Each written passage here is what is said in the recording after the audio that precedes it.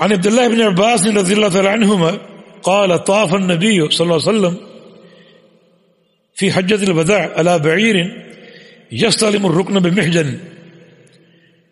نبی علیہ السلام نے حجۃ الوداع میں اپنے اونٹ پر سوار ہو کر طواف کیا تھا. یہ طواف افاضہ ہے، حج کا طواف. طواف افاضہ آپ نے اونٹ پر سوار ہو کر کیا تھا. اور یستلم الرکن بمحجن، اور چھڑی سے آپ حجر اسود کا استلام کرتے تھے. چھڑی بڑھاتے اور اس سے حجر اسود کو مس کرتے اور اس کو چومتے. اونٹ پر بیٹھ کر طواف کیوں کیا؟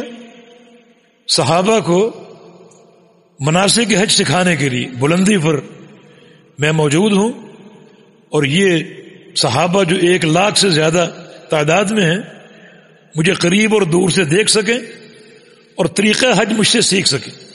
آپ کا فرمان تھا خذوا عنی مناسککم، کہ مجھ سے طریقہ حج سیکھ لو.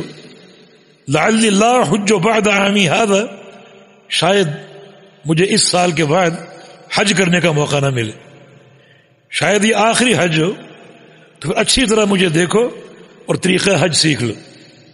اسی مقصد کے تحت آپ نے اونٹ پر بیٹھ کر طواف کیا اور بہت سے مناسک اونٹ ہی پر ادا فرمائے تاکہ بلندی پر ہونے کی وجہ سے صحابہ دیکھ لیں. اور پھر یہ بھی ایک حکمت ہے کہ صحابہ اگر کوئی استفسار کرنا چاہیں، کوئی سوال کرنا چاہیں تو بلندی پر موجود ہوں گا، مجھے تلاش کرنا آسان ہوگا.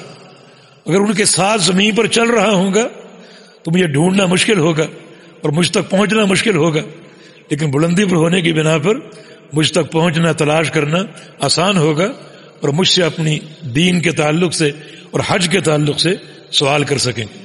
تو اس سے یہ ثابت ہوا کہ چھڑی سے حجر اسود کو مس کرنا یہ بھی سنت ہے، مس کر کے اس کو بوسہ دینا بھی سنت. المحجن عصا محنیت الرأس، محجن سے مراد وہ لاٹھی جس کا سر مڑا ہوا ہو، جس کے سر میں ایک خم ہو مڑا ہوا، تاکہ ہاتھ آسانی سے اس کو پکڑ سکیں.